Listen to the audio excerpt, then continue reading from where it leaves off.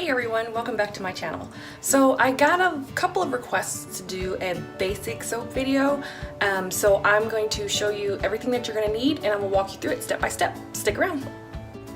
Okay, so what I have here is a glass Pyrex cup. This is really good to use when you mix your lye and your liquid together. The lye won't react to this cup, won't burn it, won't stain it, won't do anything. So this is a real good heavy duty cup to use when you're mixing your lye formula. You'll need a stick blender, a scale, some heavy duty cooking utensils, stainless steel bowl, water, organic olive oil, and sodium hydroxide, which is also known as lye. You can get this at like Jaeger's or Ace Hardware, or you can order it offline. If I want to make soap and I don't have any on me and I don't want to wait to order it offline, I'll just run to Ace or Jaeger's and pick up a bottle. You'll also need a soap mold and a soap cutter. You don't have to have a specific soap mold and a soap cutter. I've known people to use Pringles cans, boxes that were lined with parchment paper, whatever you want to do to pour your soap in, however you want it to look, you can just use that as a mold. And if you don't have a soap cutter, you can use a potato crinkle cut cutter or a knife, or you can actually use some fishing line to cut your soap. So these are just the basic things that you're gonna need to make some basic soap, okay? So one thing I also wanna address is that any of the utensils that you're gonna be using, don't cook with them. I always keep my soaping utensils separate from what I cook with because it's just safer for me. So I have a separate cabinet that I put all the things that I soap with in, and you know, my whole family, they know, you know, don't get in that cabinet, don't touch these things. They're for my soap making, they're not to be used to be cooking with. So these are the basic things that you're gonna need. And so let's get started. So I wanted to say something about the types of oils that you use. Different types of oils when combined with your soap is going to determine the outcome of your soap at the end. So the hardness of the soap, the softness of the soap, whether it's got enough lather in it. Right now we're only going to be using pure olive oil, so that's going to be your most gentle soap. Your coconut oil is really good for lather, but we're not going to be using any of that. So the soap that we're going to make is going to be an extremely hard bar of soap, but it's not going to have much lather to it, but it'll be very, very, very gentle on your skin. I also wanted to say that I'm going to be using a couple of essential oils with this soap. You don't have to use any, so if you don't, it'll be an unscented bar of soap, which is completely okay.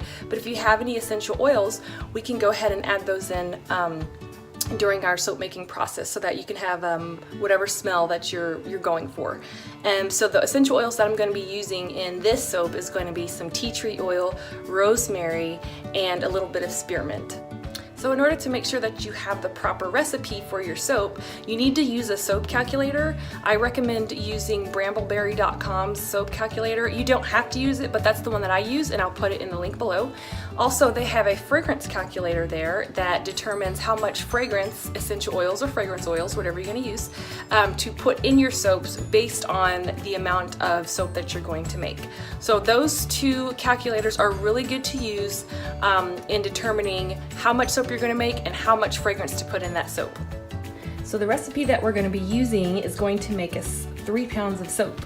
That calls for 33 ounces of olive oil, 11 ounces of water, 4.7 ounces of our lye.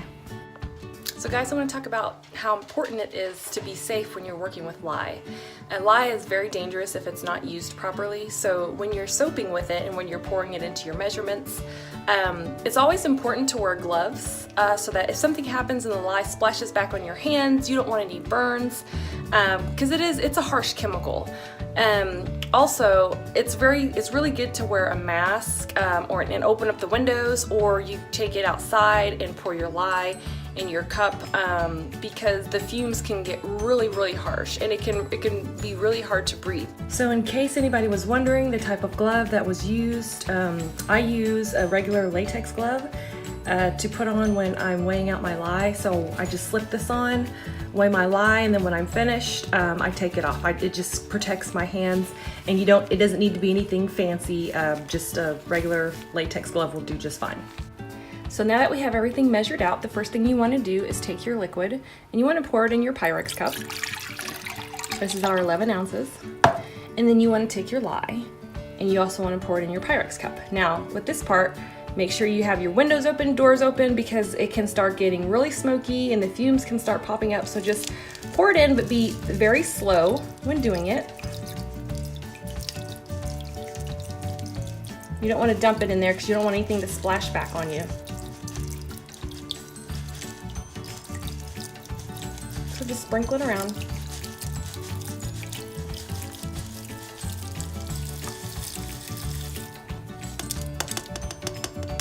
All right. And then you want to stir it up.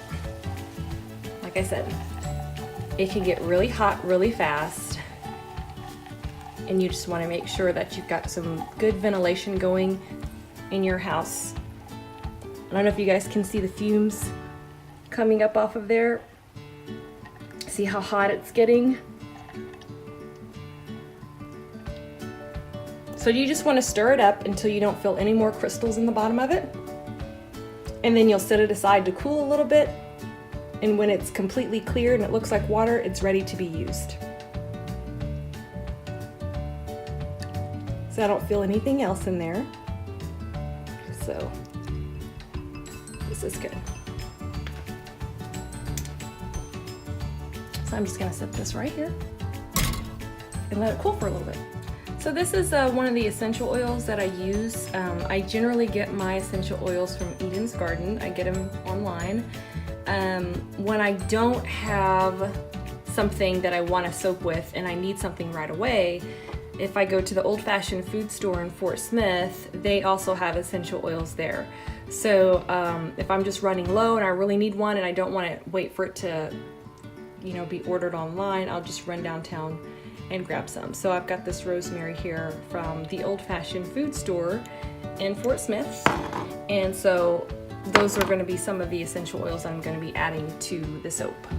So our lye looks done. It looks pretty clear, so we're going to go ahead and get ready to use it. So now we're going to take it over to our oil, and we are going to pour it in.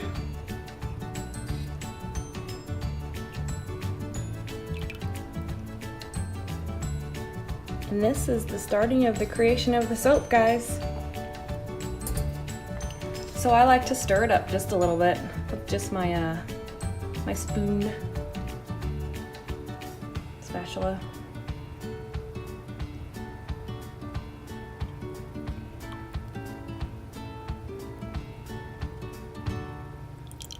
And then I'm going to get the stick blender and blend it out. So we're going to go ahead and blend this up.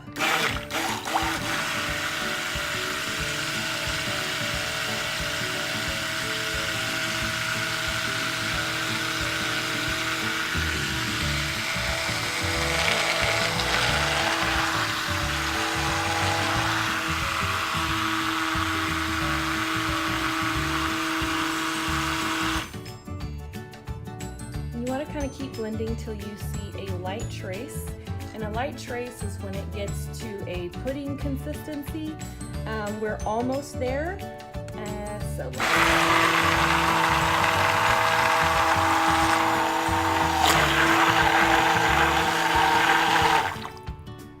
almost there.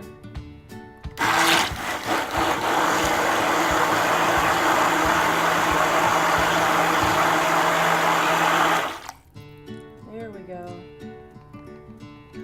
So now that this is almost a pudding consistency, we're going to go ahead, and when it's like this, this is when you want to put in your additives and make your soap unique. So that's when you would add in your charcoal or your clays, your essential oils, your flowers, your petals, whatever you're going to put in your soap to make it unique, your honey, anything at all. This is about the time that you would go ahead and add that in here. So now I'm going to go ahead and add a couple of drops of my essential oils.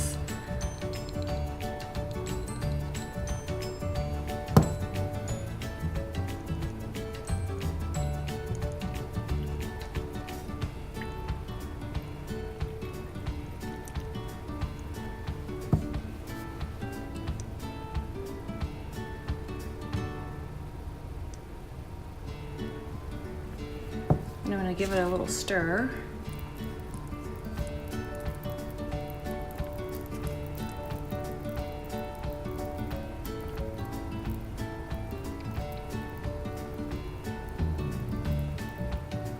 Smells really good.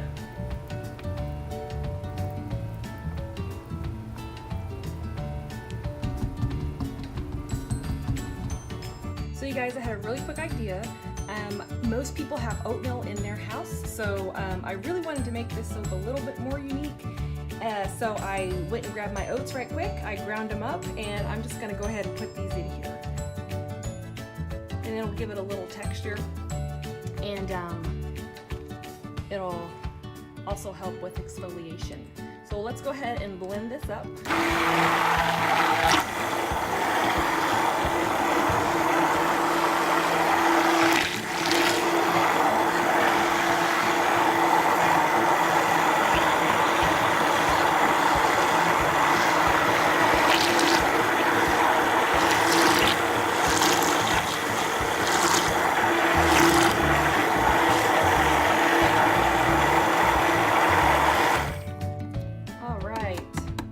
That is perfect.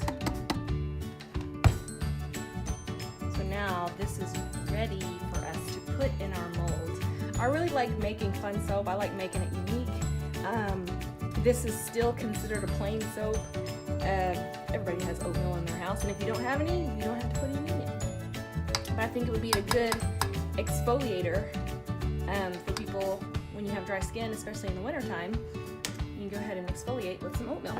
So I've got my mold over here, and I'm going to go ahead and load this soap into our mold. And once again, I only have 2 hands, so I'm just going to put this down, load this into the mold, and then I will be right back. And after it's loaded into the mold, this is what it looks like. And we will let it sit overnight. And after it sits overnight, we'll unmold it in the morning. Good morning. So I've unmolded my soap and sliced it up, and this is what it looks like. I think it turned out pretty good. It's got some good oatmeal grounds in it, so it'll be a really good exfoliating soap. It'll be good for the skin. Once again, it's a pure olive oil soap, so it'll be very gentle on the skin. So you will just let this sit for a good 4 weeks, and it'll be ready to go. And that's it. So see, it's not hard to make soap at all. It's actually pretty fun. It's my most favorite hobby, and I hope to do it again soon. So I will be making another video. I'm not for sure just yet on what, maybe rebatching. That's when you make some soap that didn't turn out quite how you expected it to turn out, and you don't want to waste it, but you want to reuse it. So that might be another video that I might make in the near future. So once again, thank you for watching, and I hope you guys have a nice day. Bye.